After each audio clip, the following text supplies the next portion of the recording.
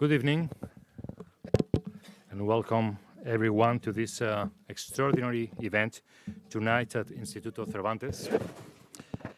Karl Marx once said, "A spectre is haunting Europe, the spectre of communism," meaning that the idea of the revolution was starting at the same time in many different countries of Europe. I think we can really say today that a new spectre is haunting Europe, the spectre of nationalism. Yes, nationalism and its rhetorical aesthetic, populism, are nowadays spreading across the continent. And not even the most proven and tested democracies like England, France, or Germany escaped this delirium. Vargas Llosa, the Spanish-Peruvian Nobel Prize for Literature, and the most important writer nowadays in Spanish language worldwide, described nationalism as a social disease. And we cannot forget, and I quote here, that nationalism has produced the most brutal and cruel wars in history. We feel truly honored at Cervantes to welcome tonight Ignacio Sánchez-Cuenca, who arrived yesterday from Spain, Willem Duyvendak, who arrived from the Netherlands, also for this panel, Agustín Santos, the Spanish ambassador to the United Nations, and Nancy Forner, professor for sociology here in the United States, where you also have a great experience on populism. And we have asked them to discuss about the causes of populism and the ways we as citizens can deal with this plague.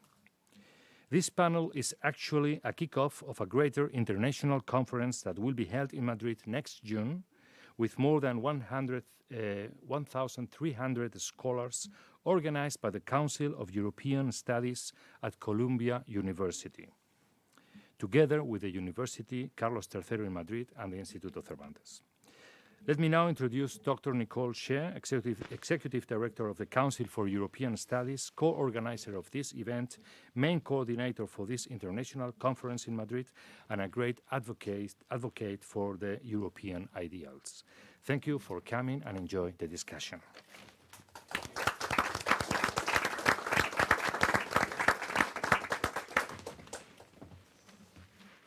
Good evening, everyone. Thank you for the kind introduction, and I would like to join my colleague Ignacio Olmos in welcoming you to tonight's program. In a time when populist voices of disruption and extremism are pulling apart the unity of Europe and turning its diversity against itself, we have to pose challenging questions and offer insightful analyses. Recent research conducted by the Institute of Migration and Integration in Germany shows, for instance, that citizens are confident with understanding politics and feel that they can contribute something meaningful to it. However, fact is that the majority doubts that politics and politicians listen to them. One could argue that while society is becoming more diverse, democracy has had a hard time catching up. Significant here is that gender is a decisive factor as well as education. Women, for instance, feel 20% less confident in contributing to politics and to society as their male counterparts do. And this number is even greater with women of migrant background, where females shy away from participating in political discussions altogether. It is therefore important to engage communities, and here particularly young people, in pressing issues by making topics more accessible, by providing safe spaces and inclusive discussions. We here tonight represent the better spirit of the European project, reminding us that cultural institutions like Cervantes build bridges with communities and institutions around the globe, a mission that is very much aligned with that of the Council for European Studies, with its shift away from an American focus on Europe to a comparative and inclusive one. By focusing on human rights and equality, we might break down some of the populist agendas which have been looking at politics as a forum for opposition between the pure people and the corrupt elites. It is now my utmost pleasure to introduce to you Nancy Forner, who will be leading tonight's discussion on the future of Europe and will also introduce our panelists. She's Distinguished Professor of Sociology at Hunter College and the Graduate Center of the City University of New York, CUNY. Her research has focused on immigration, especially the comparative study of immigration and immigrant minorities in the United States and Europe. Author of 19 books, Foner was elected to the American Academy of Arts and Science in 2011. I wish you again all a pleasant evening, and please welcome with me Nancy Foner. Thank you.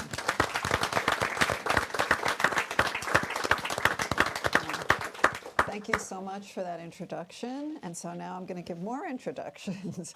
But also I want to just maybe indicate how the event is going to run. What will happen is that I'm going to introduce each speaker right before they speak. And each speaker will have about 7 minutes for some introductory remarks or talks that they will give.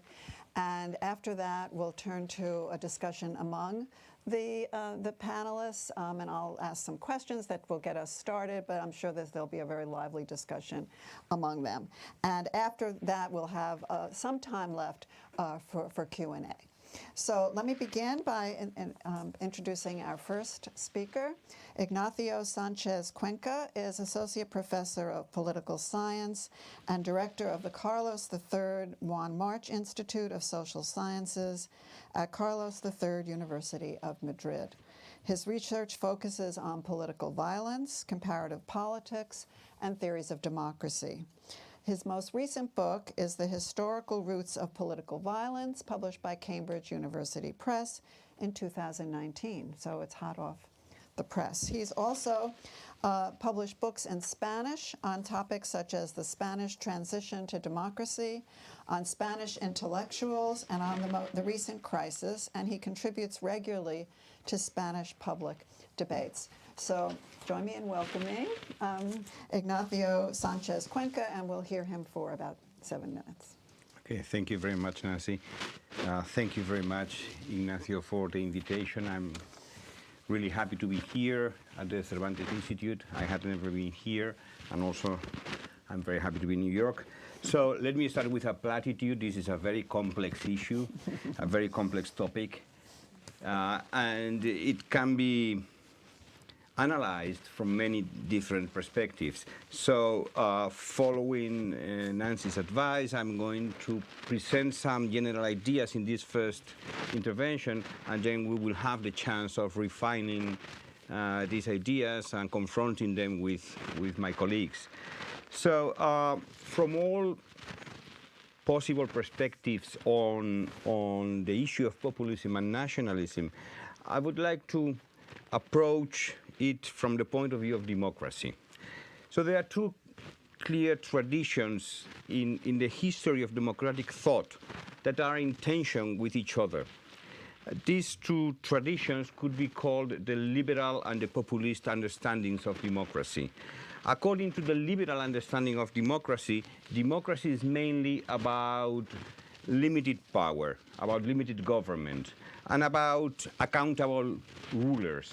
So democracy is a way of solving the classical problem of how the people can control the rulers, and the rulers are limited and cannot really encroach the rights of the people. This is the traditional liberal interpretation of democracy.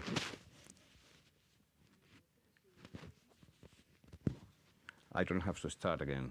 No, okay, thank you. And the second tradition, which is not fully consistent with it, is what some authors, for instance, William Riker, the famous political scientist, called the populist understanding of democracy. And here, democracy is about self-government. It's about the people making collective and binding decisions about what kind of society they want to have. So government should be the incarnation of people's preferences, of people's desires. Now, my main thesis here is that populism is emerging in the Western world, in developed countries, mainly because the populist understanding of democracy is in danger. And it is in danger because there are two main forces at the world level that are questioning the possibility of understanding democracy as a form of self-government. Democracy is still a form of accountability and limited government, but it is questionable whether it is any longer a form of self-government. Which are these international forces. One clearly is globalization that imposes several constraints on what governments can do. And the second one, closely related to it but clearly different, is neoliberalism. The idea that politics should be limited and should not interfere with market forces, with the market, with capitalism. So politics is all right, politics is acceptable, as long as it doesn't really interfere with the, let's say, natural working or natural functioning of markets. Now, this means that the old idea of sovereignty that was first theorized in a fully systematic manner by Thomas Hobbes, and then it was embodied in the Westphalian Peace of 1648, and that has survived until today.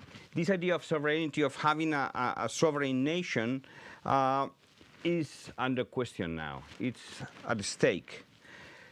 Why is that? Simply because governments are subject to the constraints, to the limitations imposed by globalization and neoliberalism, and that generates all sorts of tensions in the relationship between citizens and representatives and politicians. For many years, or not for many years, but for a long period of time, particularly in the 1990s, when after the collapse of communism and in the roaring first 10 years of 21st century, this loss of sovereignty was not apparent simply because the economy was booming in most developed countries. So many people talked in a very theoretical way about the loss of sovereignty of the traditional nation state and about the loss of sovereignty of the people, the loss of the principle of popular sovereignty, but that was not apparent for the ordinary citizen. Now, when the crisis hit the Western world in 2008, then all the tensions around the idea of sovereignty emerged in a very crude way. So what the crisis did, well, the crisis did many things to many people, but one of them was to make clear that economic insecurity was a big concern, not only for the have-nots, but also for many people in the middle class. And these people felt that the government was not able to address their issues, their concerns, and confidence in the representative system plummeted.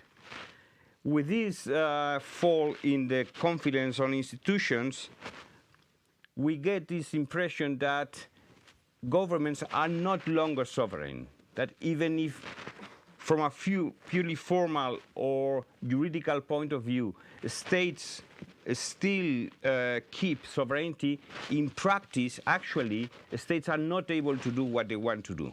They cannot. Governments cannot do it. And they cannot do it for a number of reasons. This is particularly obvious in the case of European countries that voluntarily have accepted to create a supranational governance level, the European Union, with all its independent institutions, independent agencies that are not accountable to the people, the European Commission, the European Central Banks, regulatory agencies, all sorts of experts committees, and so on. And this very dense network of supranational non-representative institutions have contributed enormously to the perception of many people that states or governments are no longer sovereign. So what is populism? From my point of view, populism is a reaction to this feeling that sovereignty is not longer possible, that people don't have the capacity for self-government as they used to have before globalization and neoliberalism became dominant forces in the world. And even if populism comes with very different political orientations, what they all share in common, the least common denominator of all forms of populism, is a demand for sovereignty. That's what makes the National Front in France, the five-star movement in Italy, Podemos in Spain, Syriza in Greece, what they all have in common, regardless of their positions in the ideological spectrum, is that they all want to have national sovereignty to do the kind of policies that they think that people demand. And mainstream parties have neglected this issue of sovereignty. Mainstream parties and the establishments of most European countries have considered that sovereignty is something of the past, that is a sort of relic from 19th century or even from older times, and that we shouldn't concern about it. And precisely because mainstream parties have not wanted to talk seriously about the implications of the loss of sovereignty, populism has been so successful. Because it was in the mind of many people that we needed more sovereignty in order to fix economic problems, in order to protect people under harsh times, under the harsh times of crisis, but they didn't have this resource. They didn't have this political resource. So sovereignty was purely formal, but it couldn't be used. And this is why, in my opinion, we have seen this emergence, this strong emergence of populism, and then we will have time to discuss what are the political implications of this for governance and for the traditional way of understanding politics. Thank you. Thank you. We move on after those first comments. Thank you very much. Augustine, to my right, I'm introducing Augustine Santos Marver, who is currently the Ambassador Permanent Representative of Spain to the United Nations in New York. During his early career, he served as First Secretary at the Embassy of Spain in Beijing and later in Cuba. And he has a long list of positions, which I can't possibly read. Oh, please. I'm not going to read them all out, but I have a few here. Chief of Cabinet for Parliamentary Affairs of the Ministry of Foreign Affairs and Cooperation, and also the Consul General in South Africa and France. He has a bachelor's degree and a double bachelor's degree, I don't know how you say it, in dual degrees in philosophy and literature, as well as political science and sociology from Complutense University in Madrid, where he also earned a doctoral degree in philosophy and political science. So delighted that you're here, and you have your 7 minutes. Thank you so much for the invitation. I'm going to try to approach the subject, making a smaller differentiation between populism and nationalism. I went out to Google to try to find a good English definition, and I found this one: a political approach that strives to appeal to ordinary people who feel that their concerns and disregards by established elite groups. And then a second better definition I found says populism is an ideology which presents the people as a concept, as a morally good force against the elite, which is perceived as corrupt and self-serving. Now, this definition, I found it especially good because it brings us back to the beginning of this debate. The beginning of this debate is a very old one. It comes in the 5th century before Christ, when Solon, the Athenians reformer, opened the conception of citizenship to the sailors, to the people, to the demos, and the demos was able, these new citizens were able to occupy the agora and became a majority against the hoplitas, the military class, the rich merchants, and some other people. So they were able to force their interest and make their interest the interest of the city against those who were the oligarchy of the city. And from that moment on, this kind of tension between those who consider themselves the best, those who have tried to follow virtue, arete in Greek, because they were trained and they were educated to defend their interests in a regular way, were confronted in one moment or the other to a majority of citizens which didn't have this kind of interest and opposed their own interests to the big.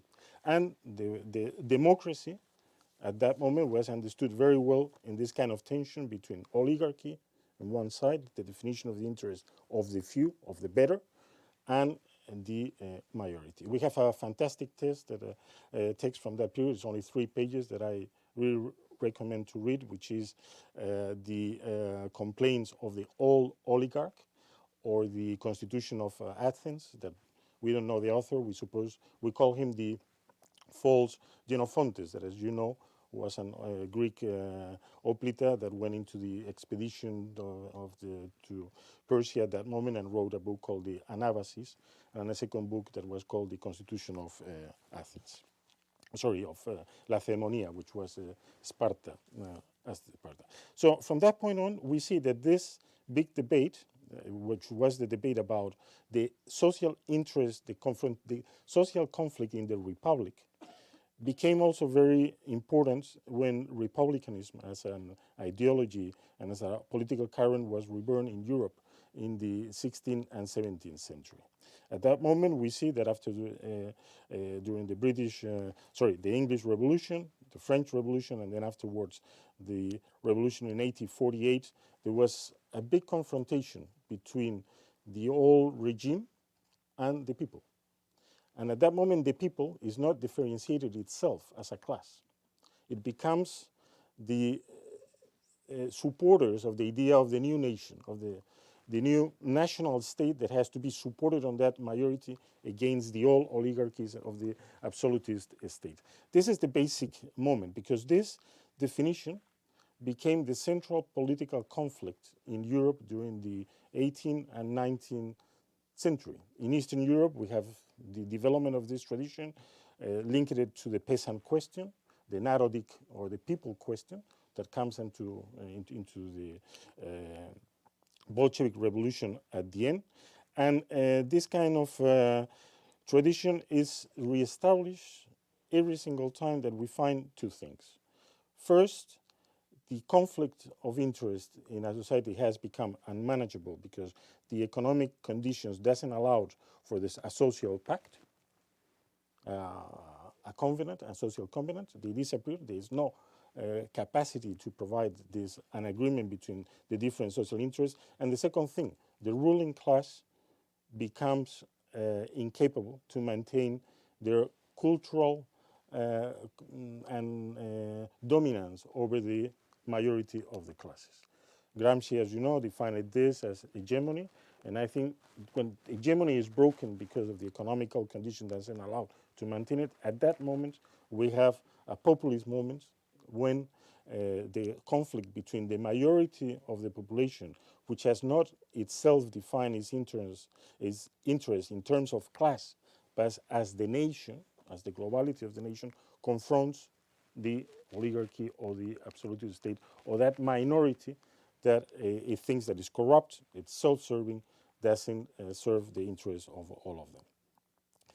Because of something that Ignacio already pointed out, which is the crisis of the middle classes, we see that the welfare states, after the 30 glorious years of the long wave of capitalist development that ended more or less by 1971, 1972, the social dream of developing the social pact break down, and from there on we had been one economical crisis after another, with the specificity of the Great Recession that was probably the worst after the First World War.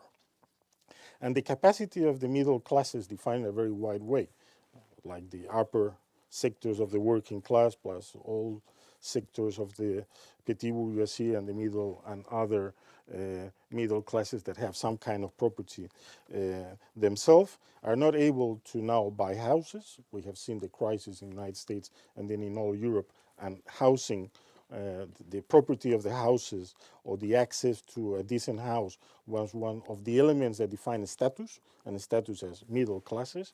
The second big element also was education. They could bring their children to be educated and then reproduce their social status.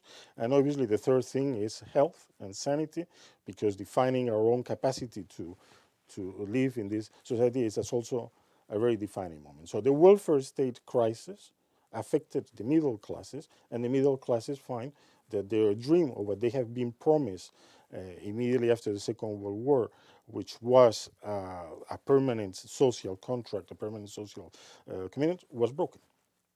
And this is the reality that was aggravated, especially after the Great Crisis.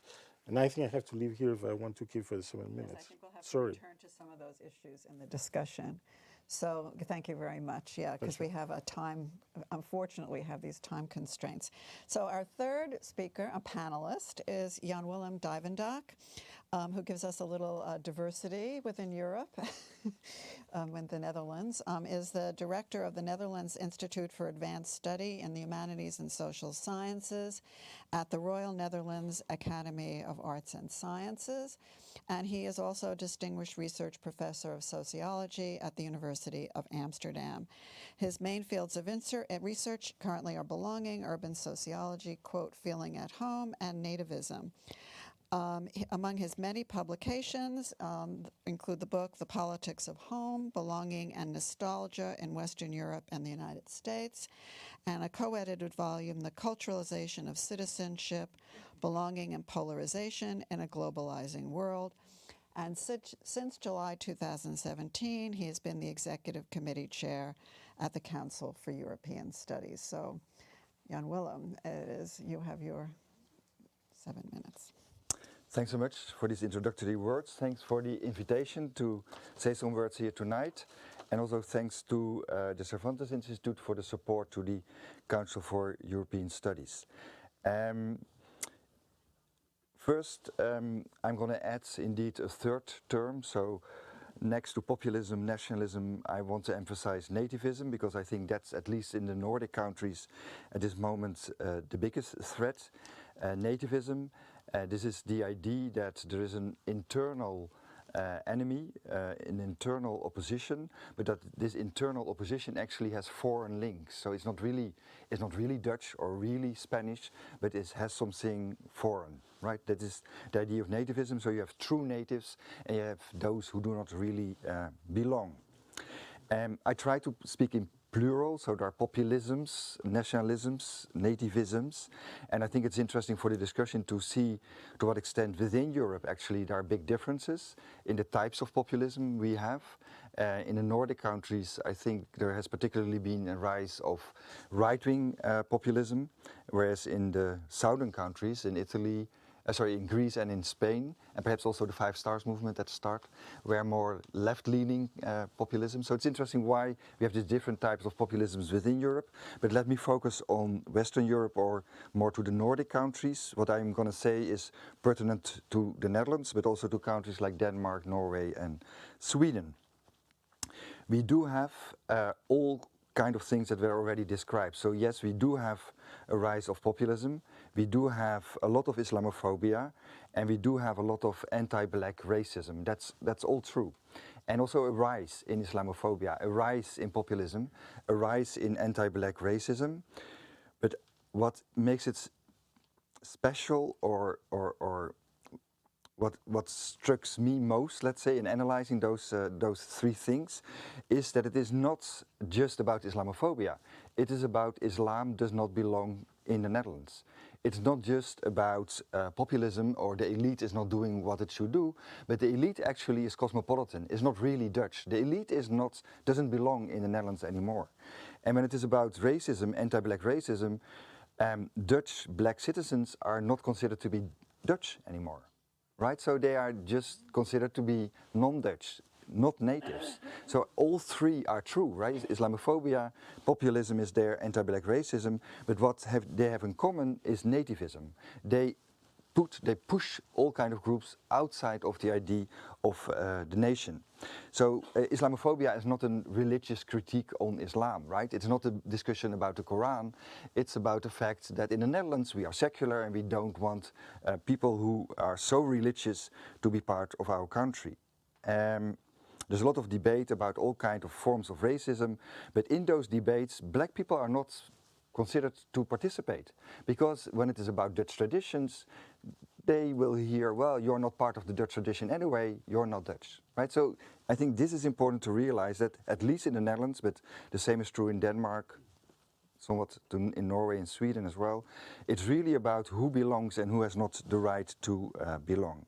So when I'm talking about what's for me the topic tonight, yes, it is about populism, nationalism, but mostly it is about this very worrisome development of nativism.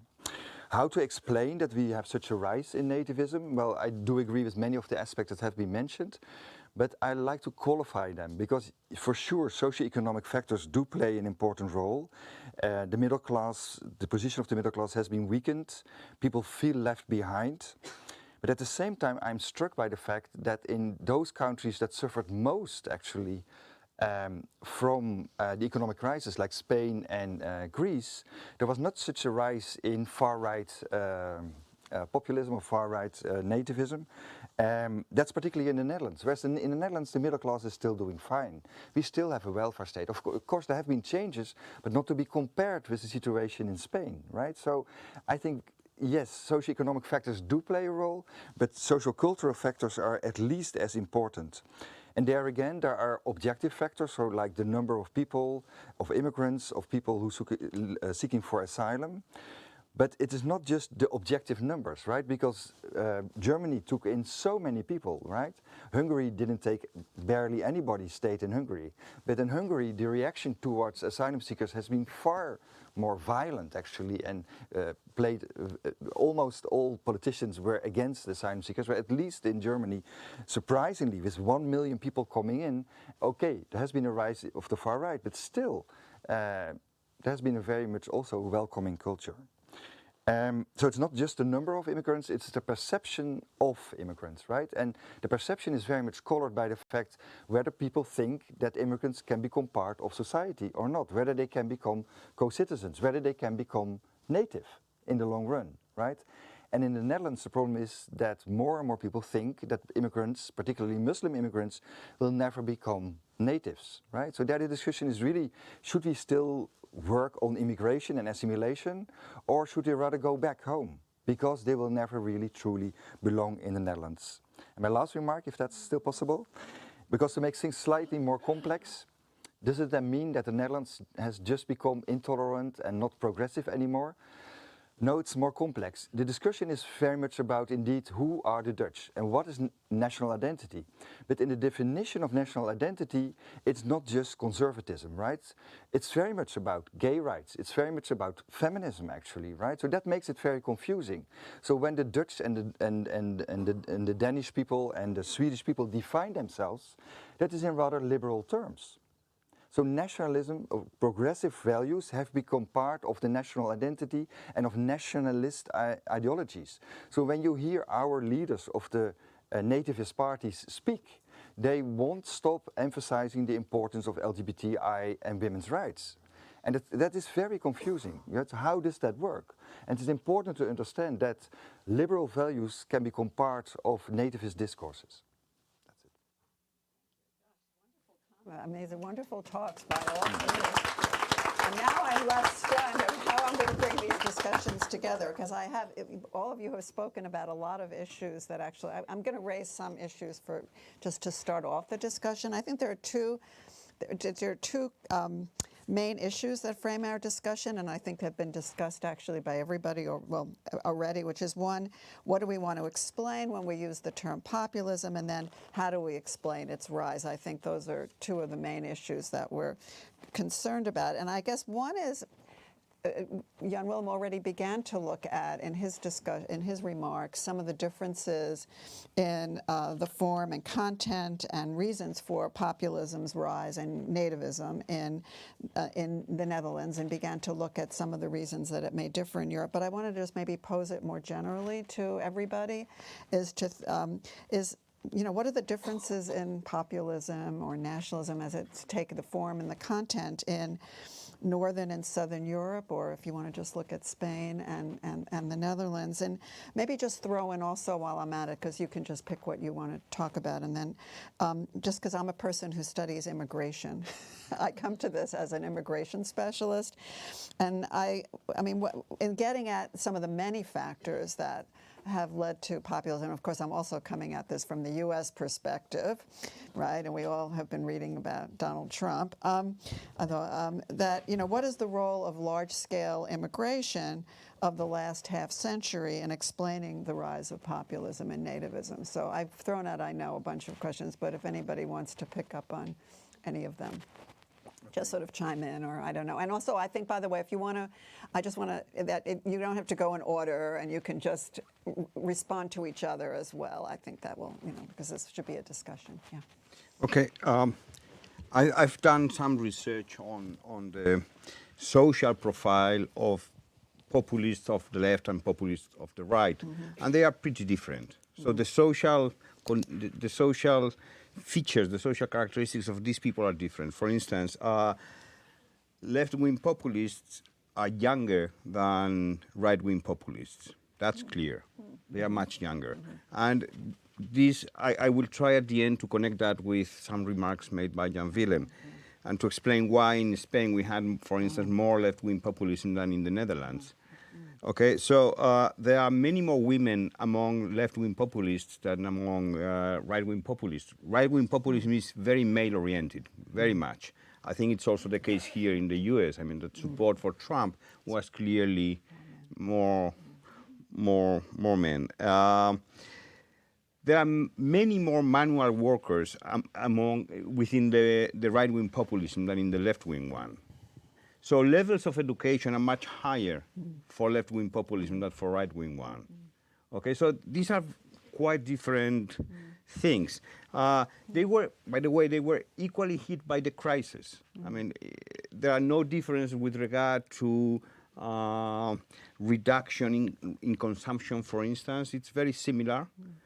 So the crisis hit these social groups in a similar way, but they are reacted very differently. So another thing that they have all in common is that they all share this idea that things, generally speaking, are not going in the right direction. And this is probably the main, it may sound a bit naive, but if you want to distinguish two people and try to predict which one of the two is going to be a populist or not, the one who answers that things are not going in the right direction is the one who is going to support some populist option, some populist alternative. Now, given that they have these different profiles, then we have this question that Jan Willem already touched about why populism is different in Northern Europe and in Southern Europe. And here, I think the issue of nativism is very interesting because this is very conjectural, this is just a hypothesis, but it might be not a chance that in those countries in which the welfare state is stronger, nativism is an issue. Whereas in countries where the welfare state is weaker, nativism is not so important. And why is that? Because if you have a very strong welfare state, you want, and the welfare state is eroding because of fiscal constraints or whatever, you want to keep the protection for yourself, for your community. You don't want to share social benefits with foreigners or with people who don't belong to your community. In Greece or in Spain, the welfare state is much, much weaker than in Austria, in the Netherlands, in Denmark or Sweden. Therefore, the issue of nativism doesn't emerge with the same strength as in the north. And because the people who are hit by the crisis in Southern Europe are particularly young people, highly educated, with no expectations about the future, with a very weak position within the labor market, they are clearly outsiders, they go for the left-wing option.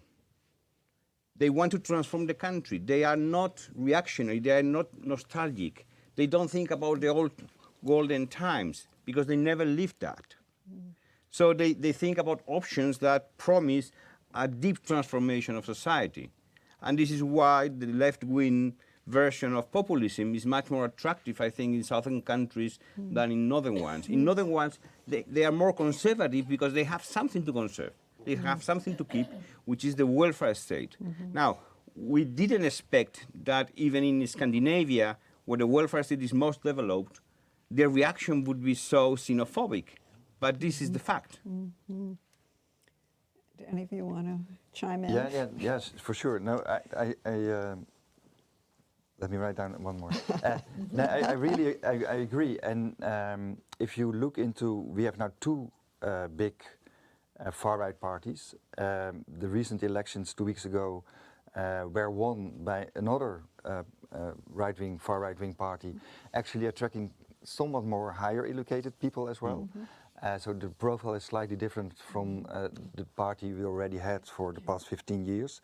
But both parties actually are not that right-wing on socio-economic topics. So they are in favor of the welfare state. It is, but I have to classify that or to qualify that, because it is not in favor of the welfare state at large for everybody, but mostly for those who were already in the country for a long time. Right, so it is a kind of welfare chauvinism, as we call that. It is for white people, basically, and it is not meant to be for immigrants. So I think that there you're very much, you're right. But there might be another element in the debates why the northern countries are different to a certain extent.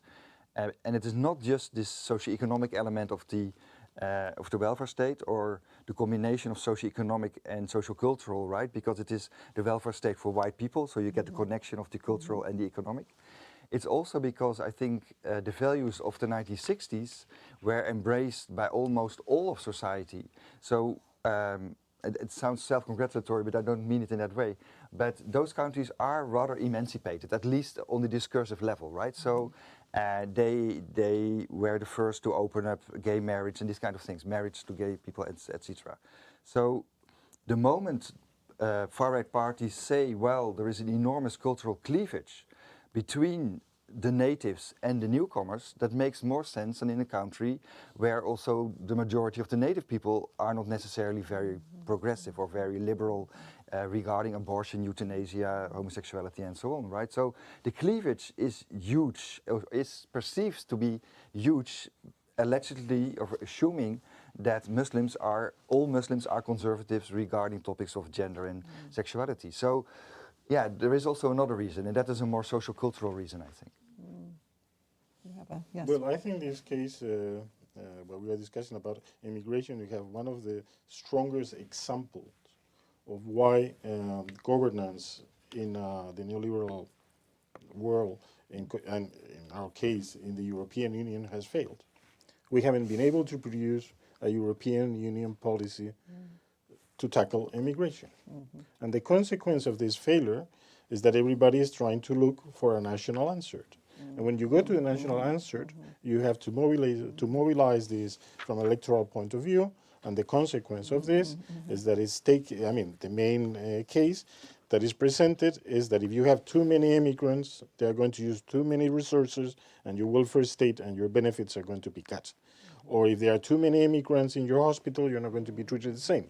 And the same in the schools. In the case of the schools, for now for the last years, the middle classes sent their children not to the public school because it was full of immigrants. They sent the children to the concertada, to the concerted religious schools because the number of migrants were less. So the idea that to reproduce your own status on the past has to be through the capture of some of the institutions that are now in question. The European Union doesn't give us the response to these things. We haven't been able to. So, the consequence is that you use immigration. Second point.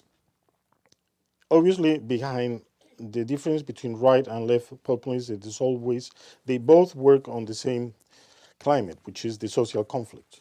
But the way to interpret the social conflict from cultural traditions is very different. We don't come from an empty desert.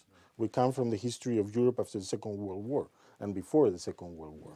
So the left tries to interpret it in one way, and people who have come and have been socialized politically through the families and through the institutions in a different way opt for ethnicist, nativist, or whatever definitions of the people and the interests of the people, while the left tradition tries to define it as the majority of the population, socially working class, middle classes, against the minority who are the owners of the museum. So this cultural aspect also explains something. We have constructed after the attacks in New York, in the September attacks in New York, we have constructed an enemy, and that enemy was constructed in terms of terrorism that comes from the Middle East, comes from the Islamic world, and that has been a very wide effort. I mean, we have defined our anti-terrorist policies that have divided the world between us and the others. And those others now come in the way, in the aspect of immigrants. And the reaction immediately is to interpret it, not only at an individual level, but through the institutions, the cultural media, etc., etc. And that becomes a very wide problem in terms of public policies. If we don't change that, obviously, what we are doing is just to pour gasoline into the fire. Maybe it came up in your comments, but maybe just ask, because we're talking about these countries as if they were kind of unified, you know, that they're, you mentioned left and right and gender issues, but are there particular, just to throw this out, you know, in terms of looking at the Netherlands and Spain, you know, is populism or nativism, does this have a particular appeal to certain kinds of people? I mean, certainly we know that. I mean, I'm an expert on the U.S. mostly, so clearly we see this happening in the U.S. But you know, that there is, you know, you mentioned, you know,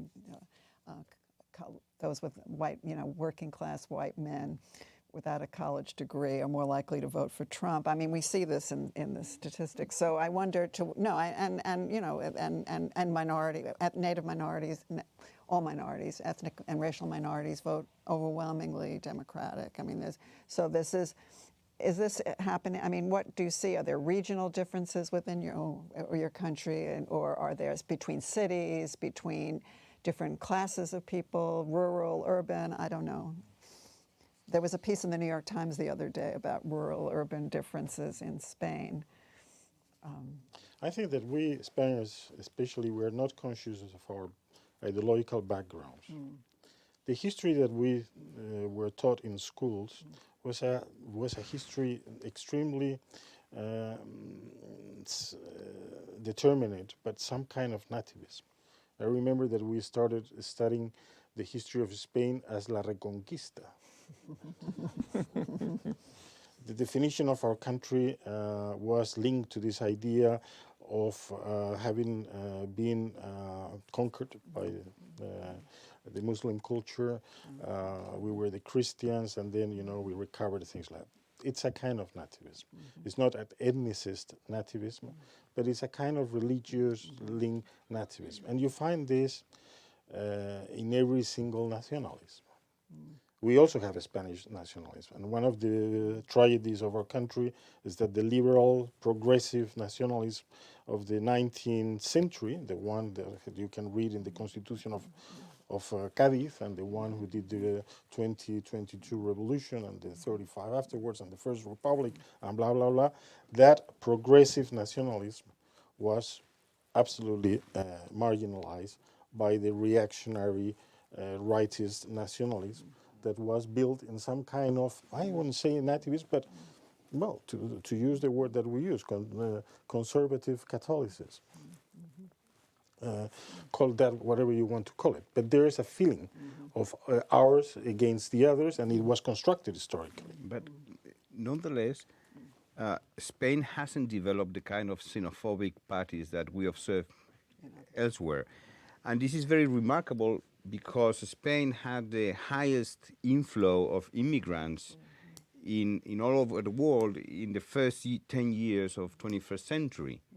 And despite this massive entrance of immigrants, there was no xenophobic response in Spain. So why was that? Sometimes I say as a joke that this is because we have the Basques and the Catalans, so we don't have to focus on immigrants. That's one possibility.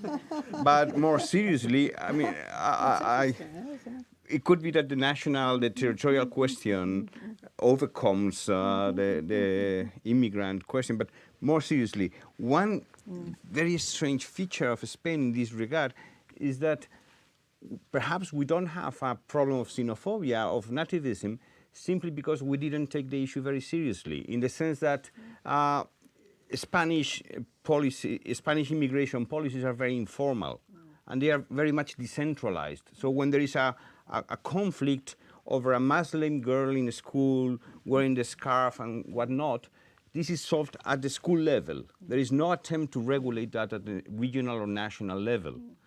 And that was, I think, key for the avoidance of any emergence of xenophobia. But it's also about social benefits, because it's very much decentralized. It never went to the political agenda at the national level.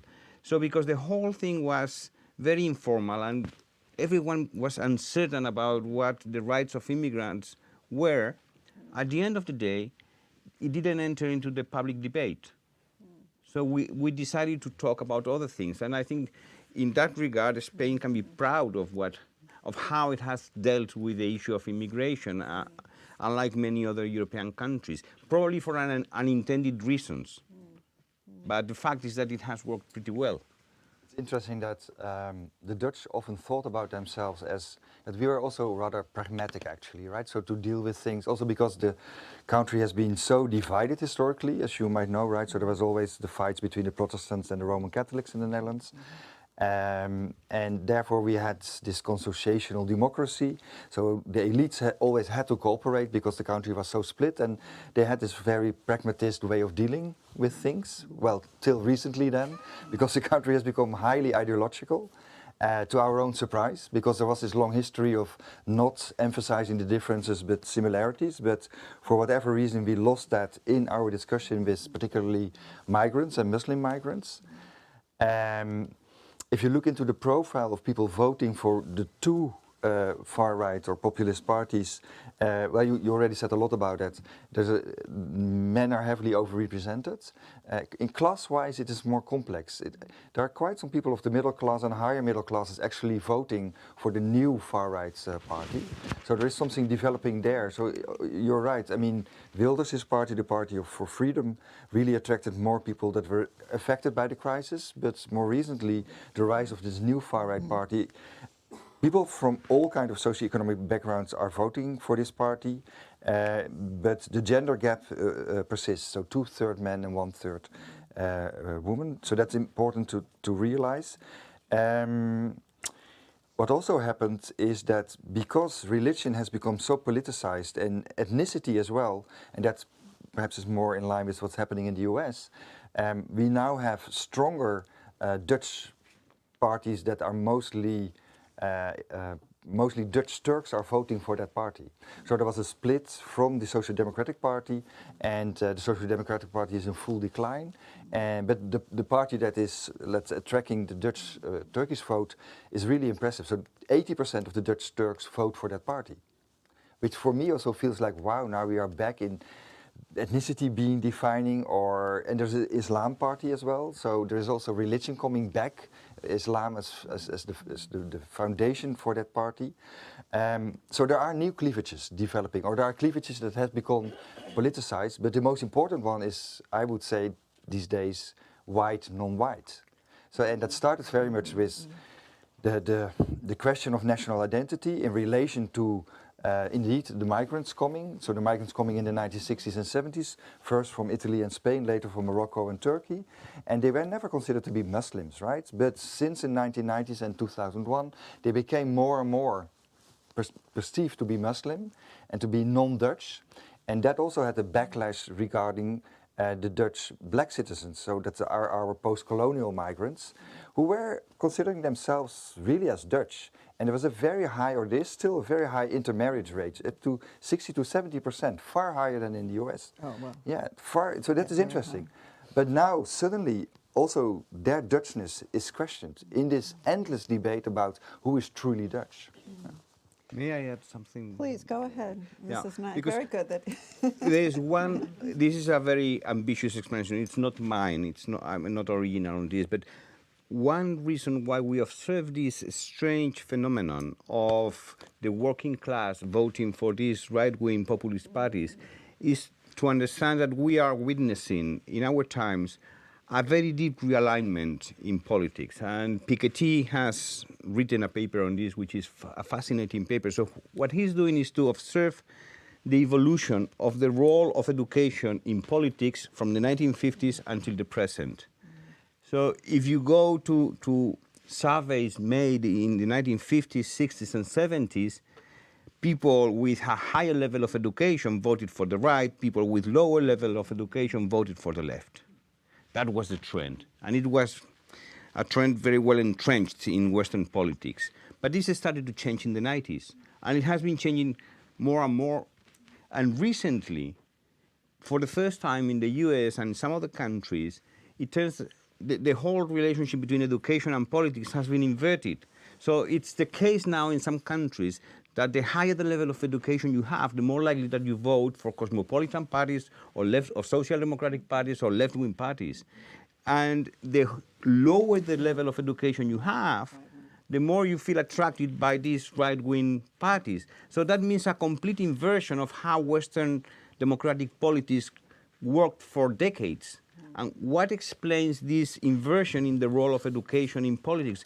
I don't have an answer. Piketty doesn't have an answer. But it's a fascinating hypothesis about what's going on. So populism would be simply an epiphenomenon, a manifestation of this inversion of the role of education in democratic politics. If I can come in, Please, go I need a moment just to confirm to all of you that yes, we the Spanish people are extremely good, because we haven't been xenophobic. That a Spanish diplomat, may I point this out for our benefit. I try to disagree about that point. Spaniards in general are not xenophobic in the way that there's strong movements to expel foreigners like that, but we have in our common day life and in our common ideologies strong traits of racism about concrete groups. We don't have to go to history to remember what happened to Jews or to Moriscos. We don't have to that. But today, the reaction against Moorish, is still there. You go to El Ejido, where we have the greenhouses or plantations. The workers are Moroccans. It was the conflict for salaries in Ejido that made that the Spaniards consider themselves nativists and vote for one extreme right party, while the workers were not able to vote in most of the cases because they were not Spaniards, they were Moros, Moroccans.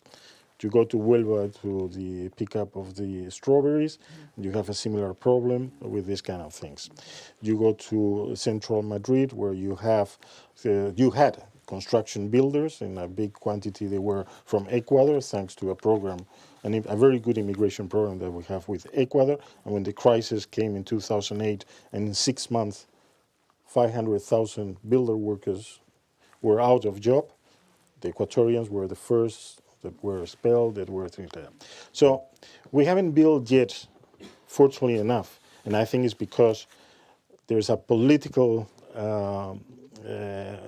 effort to try to avoid that this becomes a kind of ideology that contaminates the whole political process.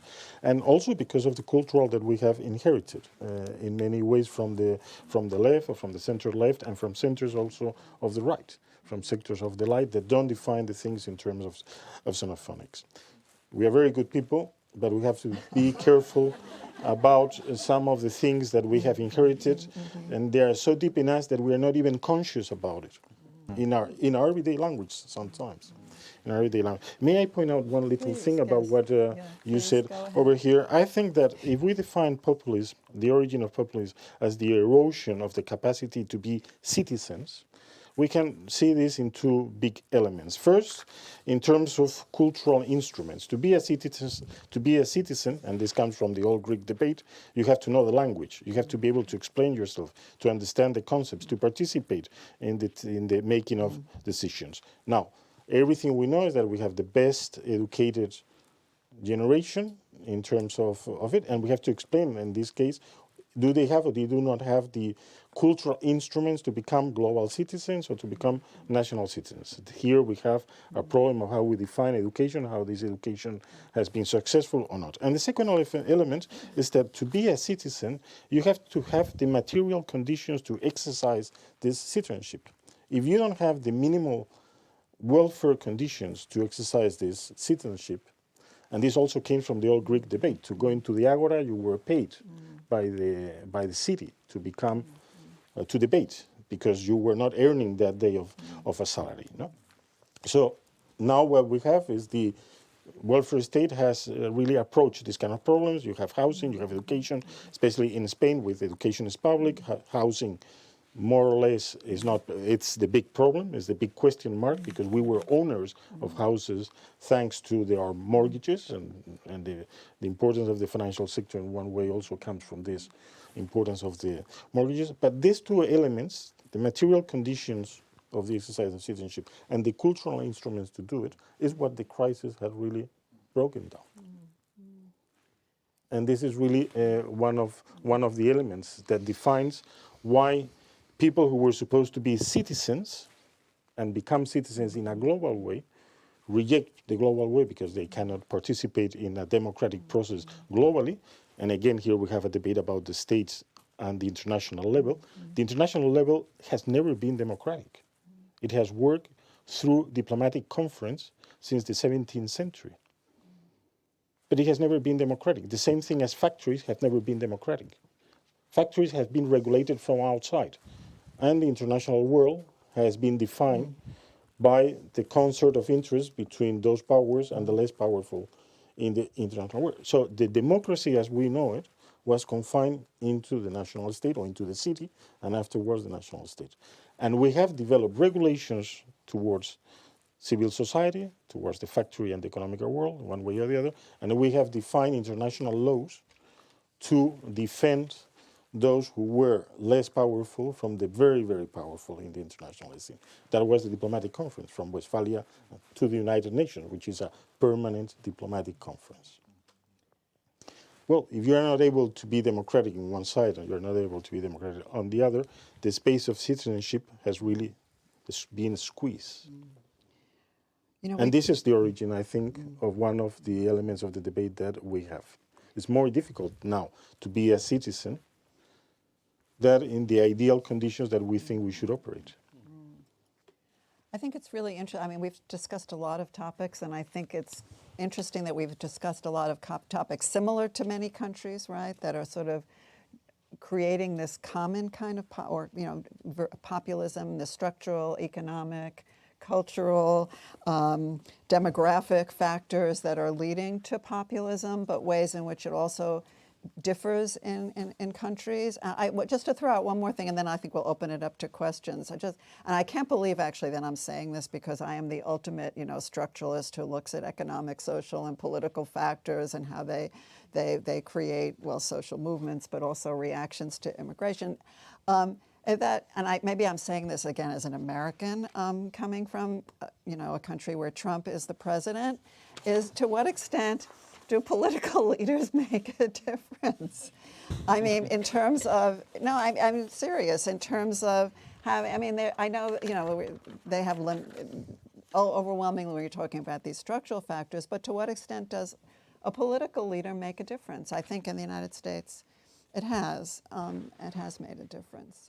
Maybe you've been much luckier in your, but I don't know if you think about that. Well, actually, there are cases in Europe too. I mean, we can not in Eastern Europe, for example, where certain political, Hungary. Yeah. Yeah. Okay. This is a hard question. It is, I know, but I just sort of threw it out. Yeah.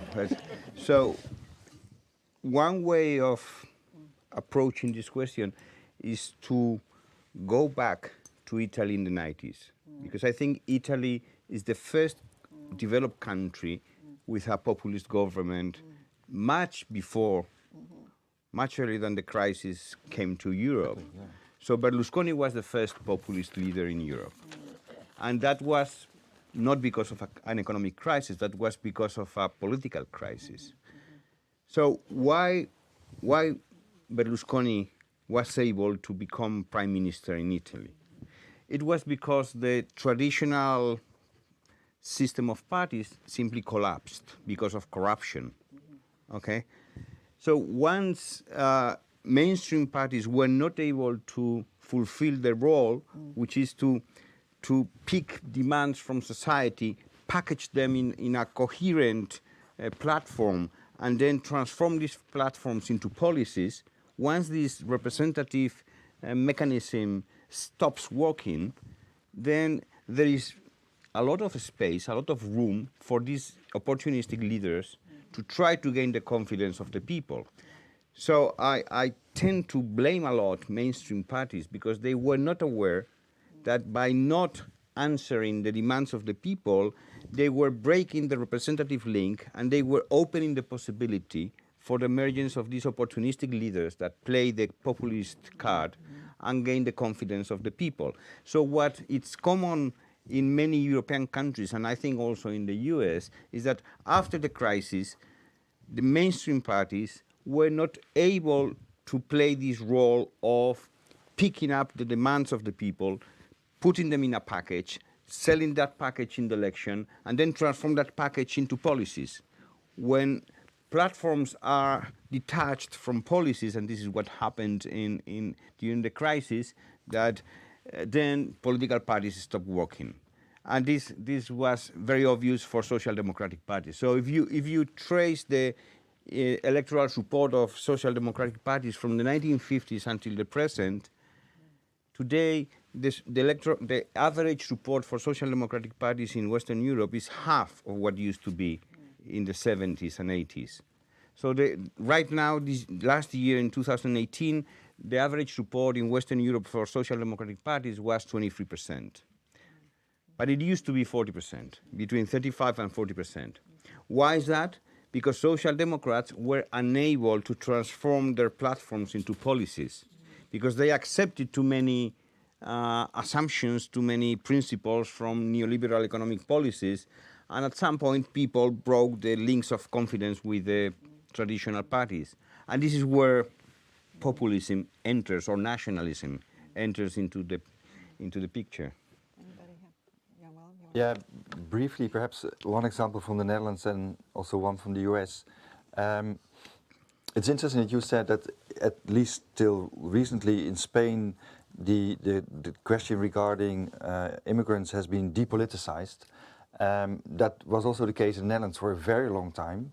But one of the reasons why there was an enormous kickoff of the first populist party, FarRight Party, in the early 2000s was exactly because the leader said we could never speak about migrants. It was forbidden to speak about the problems they brought to our countries. So I don't know whom of you know Pim Fortuyn, but Pim Fortuyn was the first leader of a populist party. He was assassinated in 2002. He was an openly gay man, and he was very anti-Muslim. And the thing he did, so are people important? Not the question regarding charisma, right? But what do people embody? And he really embodied something like, this is the modern Dutch identity. He was the son of the 1960s, and he felt that he was neglected by the major parties, that his identity, his ideals were betrayed, and there was no space to discuss that, right? So that's explains somewhat, but it also shows actually that the very idea that identity politics is only something of minority groups is nonsense, right? Identity politics is the core of politics.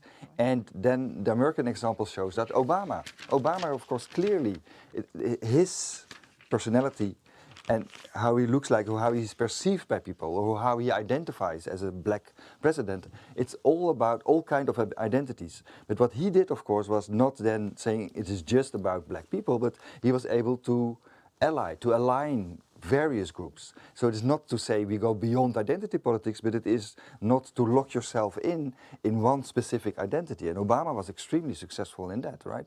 But not by saying, "Oh, my blackness is irrelevant." He never said that, of course. Oh, well, he played that down. No. Yes, we'll have a final word before we open it up to questions. Yeah. May I start saying that my leaders are extremely good, so good that they nominated me here ambassador. So this is to start with. So after saying this, let me go back to classical history also to try to focus this. In Republican Rome, the case of the tribune was those who were elected by the people, and they confronted the system. They were always very strong personalities. Julius Caesar was one of them, and they confronted the oligarchy of the city in the name of the people. Now, when we have gone through the Great Recession and the long depression that came afterwards and didn't recover the levels that we had before the Great Recession, it is obviously that in a democratic system, and this is a big difference about populism today, the paradigm of populism now works inside the democratic system. It doesn't work outside. It's not the same populism in Sudan that what we are talking about. What we're talking is a populace that see its only political result as winning an election, as it happened in the old classical cities. So this is a very important distinction. And when the system is qualified as corrupt or as inefficient or self-sufficient, then obviously you vote for those who present themselves against the system. Trump presented himself against the system. He was the candidate of the Republicans, but Sanders presented himself as the alternative against the system. And those who were inside the system, Hillary Clinton basically, was the main loser of that kind of context. This in relation with the United States. But something like this also happened in many of our countries in Europe. And the explanation is very simple. First, the losers of the Great Recession and all this has been the majority of the population. And those who have profits, basically, and you can see this in all the economic, this is an evidence, and a statistical evidence of what I'm talking about. In the case of Spain, the last quintiles, which means those who have more income in Spain, win during the Great Recession 28% more of their income. The less richer were more or less earned the same income that before. And those who were in the last poor quintiles lost more than 9 to 8% according to the number of children they had in their families.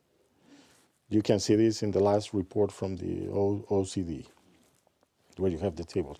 Obviously, people who are confronting this kind of situation and wanted to change it want personalities that don't come from the normal party system, which has been bipartisan in Europe, like in the United States, center-left, center-right, and that is not able to cope because both of them have been participating in very similar political policies, economic policies during the last 20 years. So the personalities that have come try to dominate and to reflect this kind of reaction, popular reaction against that kind, obviously are extraordinary figures, as in the time it was Julius Caesar also. Well, and you can, don't quote me please on this comparison between Julius Caesar and somebody else. well, on that note, I think we should open it up to questions. We have about, 10, 15 minutes? Yeah, so I can't see anybody. Well, if I go like this, then I can see. There's one question. Yeah, I can see. So Sure. if people have, okay.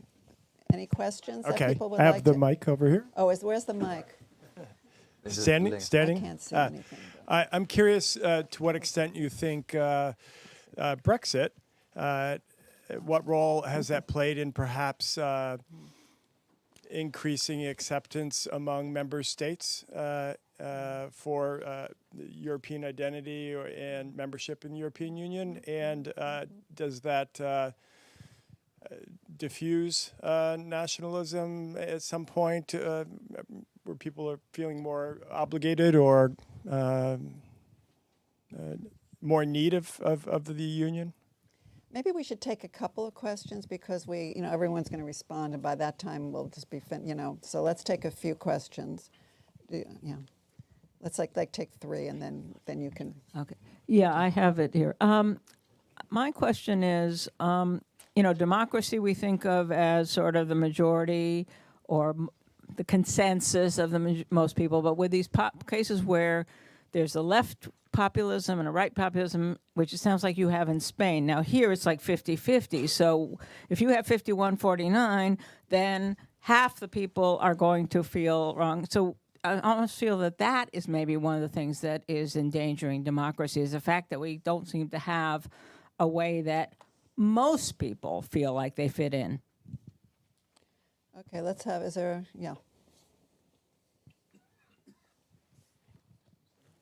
is there another hand up? Oh, okay, yeah. Then I'll go to, you can.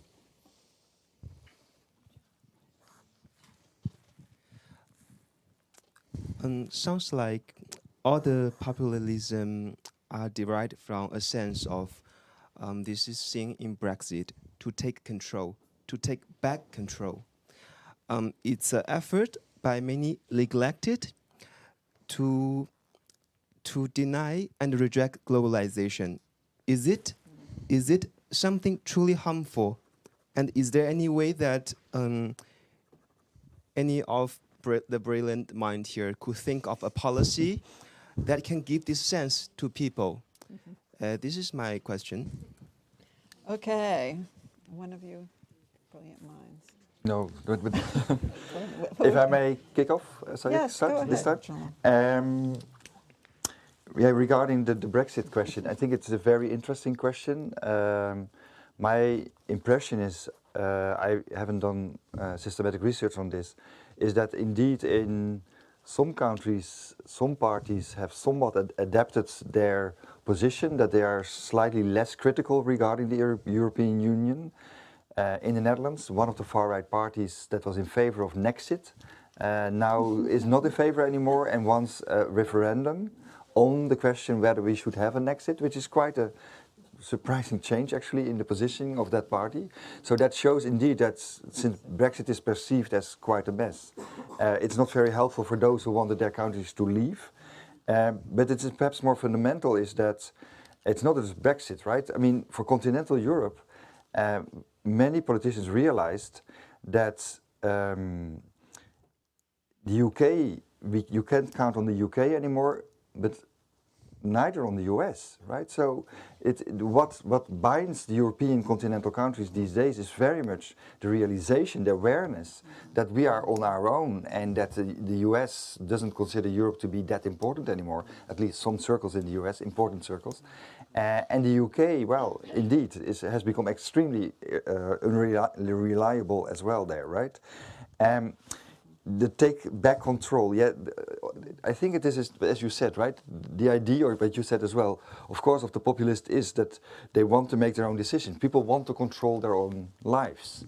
But the strange thing is, and perhaps it's slightly normative and less scholarly, but I'm so much surprised that politicians cannot explain that actually you have more power when you are in the EU than particularly for small countries like the Netherlands. I mean, when we were not part of the EU, we were even more quantité négligeable, right? I mean, we are already so not important, but since we are part of the EU, we are still a little bit important. So actually we have more power by being part of an international organization than by not being part. And the same might be true eventually for the UK as well. I mean, they think that they will be an important whatever, right? Empire again, but they might become extremely irrelevant because they are not part of the EU anymore. And the thing is, there is not a very strong positive discourse on the EU.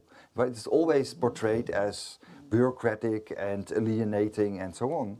And perhaps we don't need very warm feelings or emotional identification with the EU, but you can have a discourse in which you say, well, the EU actually functions rather well and gives us more power and more say about our own life and our own prosperity than without the EU. That is not something you hear often out there, but I think, at least for the Dutch, you can make that case. And the anti-elite, this is a very important question about, so the 51-49, right? So that is in situations in which it is so polarized, and that is often in systems, electoral systems in which majorities are produced, right? But also in countries like mine and other countries with a proportional system, we see this enormous polarization among the electorate. But what surprises me most is that nobody wants to be part of the elite anymore. So everybody agrees that you have to be anti-elite. But who? Also people who are extremely elite and elitist say they are not, right? So no, the others are the elite.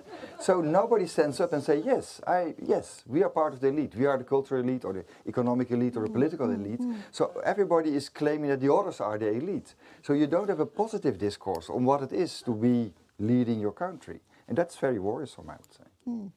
If I can come, because I want Ignacio to correct me afterwards. Okay. So okay. about something I'm going to say. So Go ahead, to give Ignacio the last word about it. Just to be provocative, Podemos is not a populist party. Podemos sell the idea that it was a populist party because they translated the works of Muffe and about, as we all know, defined the populist movement and things like that. But actually Podemos comes from a very defined sector of the left in Spain. From those traditions of the left in Spain, as those of us who know more or less that culture, we can define that perfectly well. I mean, the same way as United Left and the CP corresponded to the most, to put it, high-skilled workers in the Spanish industry, their children who went to university went into Podemos, and they are the ones who direct Podemos. So you can call it a populist party. It is not. It's a kind of young social democratic party that differentiates itself because it hasn't been into the institutions and things like that. We're just trying to be provocative because I want Ignacio to correct me on this one. But then, again, the Brexit thing. The idea behind the Brexit thing is that the City of London, the financial city, sell the industry in Britain to get into the European Union. This is a false idea. But this is what people believe. If you see the patterns of votes for the Brexit in the Brexit referendum, the Great Manchester area was the one who voted against the London city. And those places where they have different needs and cultures, even if they were also big industrial places like Northern Ireland, they voted European Union because they saw that it was the only solution to tackle the Irish problem. And in the case of Scotland, because it was the only way to regulate their oil wealth against the City of London. So Brexit had also a very strong class and social background. That is now that we are seeing it now inside the Labour Party and how it operates inside the Labour Party. So again, we have to understand this side of things. And globalization, I mean, in many ways, globalization is going to be over in the way that it was a conscious policy to try to open the markets.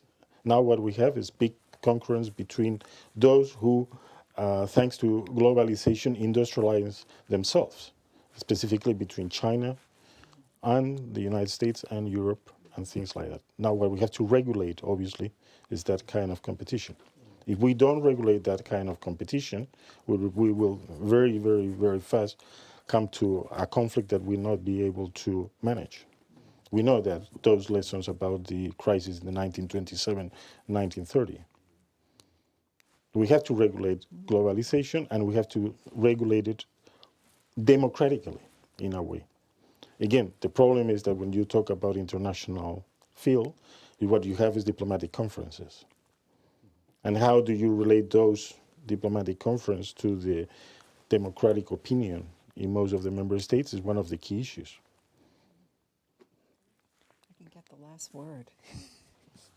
Okay, what I would still say at the very end is very interesting, very provocative, because if you follow his line of reasoning, then I think the logical conclusion is that left-wing populism doesn't exist in developed countries. So if Podemos is not a populist country, a populist party from the left, then what other leftist party is a populist? for example, is a left populist. So in my view, Podemos is a strange mix because when you read the platform, it's true that the policies are a bit to the left of a traditional social democratic party of the 70s.